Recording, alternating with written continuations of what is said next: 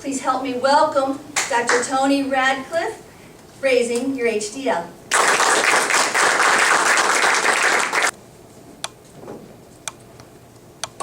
Okay, so Project 10 is my motivational speech. And I was going to give you the speech that I gave to the dentist about leadership, casting vision, and accepting responsibility.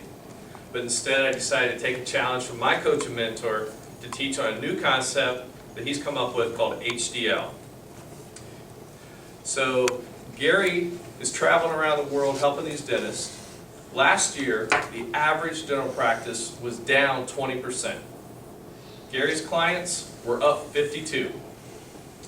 Dentist, because he had to just help these guys and figure out what they were doing wrong in their practice. So it's basically about you don't get what you deserve in life, you get what you think you deserve in life. So a deserve level is this area, it's like a floor and a ceiling, and there's this comfort zone in between, and we live our lives in respect to what we think that we deserve in life.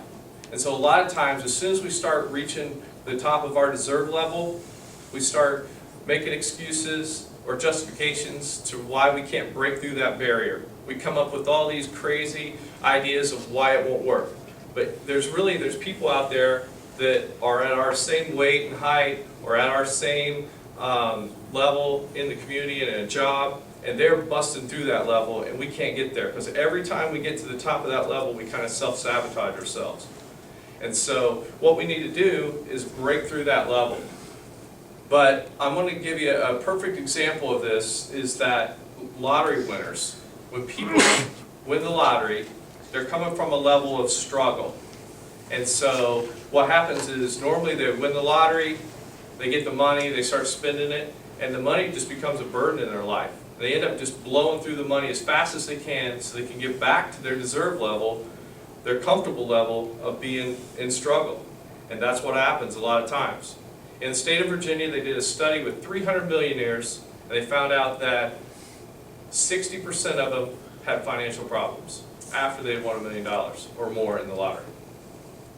It's because they go back to that level of struggle, and that's where they're heading. So that comfort zone, it's good because it keeps us, it protects us and acts like a safety net, but it also draws us in. That little voice in our head, as soon as we start being successful or doing more, whether we start having more friends or having better relationships or making more money, that little voice says, hey, get back to your comfort zone. You don't deserve this. You don't deserve that happiness in your life. So then I'm going to talk about 3 points, 3 specific steps to raise your HDL. The first step is getting clear and eliminating the fear. A lot of people go through life kind of like a pinball and a pinball machine, getting bounced around, flipped off. I mean, that's just the way it is. But you have to get clear. It's the first step in raising your HDL. Deciding what you want in life, what's important to you, not what's important to to your mom or your dad or your spouse or your boss or your teacher, but what's really important to you in life. And that's the first step in raising your HDL. See, a lot of people just want to be happy. That's all it is. We want to be happy with the choices we made. We want to be happy with the money we make, the relationships we're in. Tony Robbins says that to be happy, people seek pleasure and avoid pain.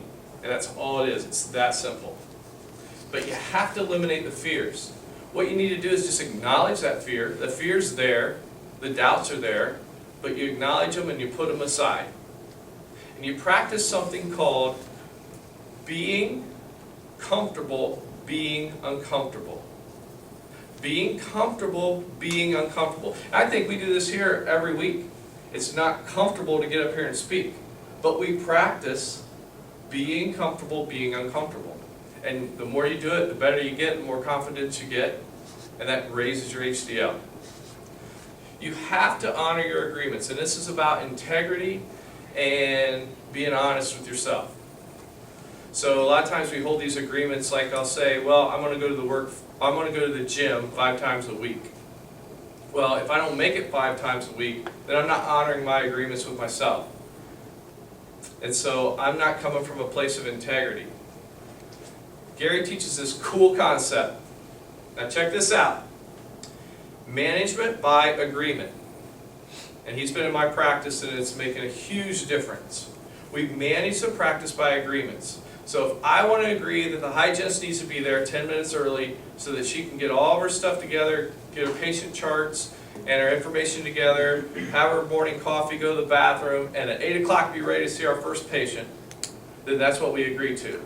That she's going to be at my office at 7:50, so she has time to get ready by 8 o'clock. She's going to get paid for it. It's an agreement we're going to make. And then she either makes that agreement and shows up at 7:50 every day, or she breaks that agreement and she's late. So management by agreements is real simple. It's kind of like being pregnant. You either are pregnant or you're not. That's it. It makes life really easy, and as we're implementing this into our practice and into our business, I'm going to take the same concept into a new business that I'm getting involved with, because it's just so, Gary calls it radical common sense, and that's what it's all about. Managing things by agreement. We agree to this, and then we either keep our agreements or we break our agreements.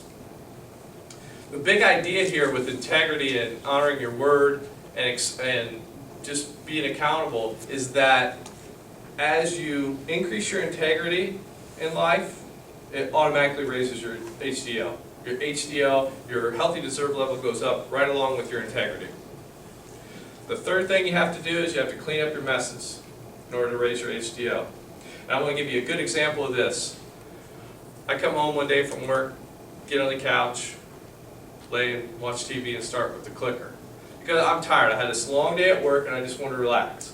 Well, my wife's in the kitchen, which is connected to our living room, and I'm watching her, and she's getting ready to make dinner and everything. We get up, I go out and eat, and I decide I'm going to go back to the couch.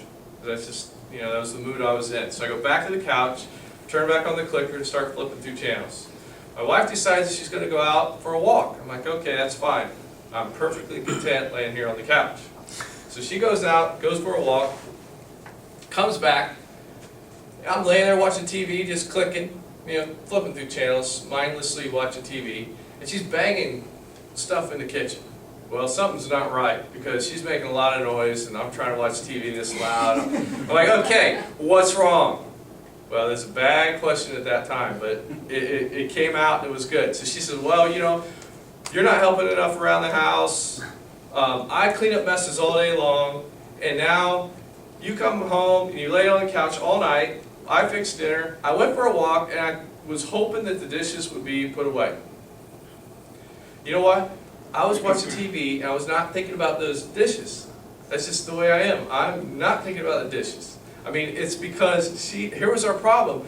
Gary talks about having crucial conversations and being straight with people. That's how you clean up your messes. Well, if she would have been straight with me and said, look, Tony, would you do the dishes while I go on a walk? Boom, I would have had those dishes done before she got back. But it didn't work that way. And so what we needed to do was have a crucial conversation that revolved around the fact that, and it would have went something like this. I can't remember exactly how ours went, but it was something like this. Kathy, when I come home at night, I'm tired and I want to lay down for just a few minutes and rest. If you would just ask me, rather than assume that I'm going to come up with the idea of taking out the trash or doing the dishes or whatever you want, I'll get it done. And so that was a crucial conversation we sat down and had together. HDL is not about making more money or pumping yourself up. Raising your HDL is about living life to the fullest, breaking through that barrier, and moving to the next level. There's this cross that I have at my house that has an inscription on it by Irma Bombeck, and it says, "When I stand before God at the end of my life, I hope that I have not a single bit of talent left and could say I used everything you gave me." And that's what raising your HDL is to me. It's about living your life to your potential, using your gifts and talents. And remember, you don't get what you deserve in life, you get what you think you deserve.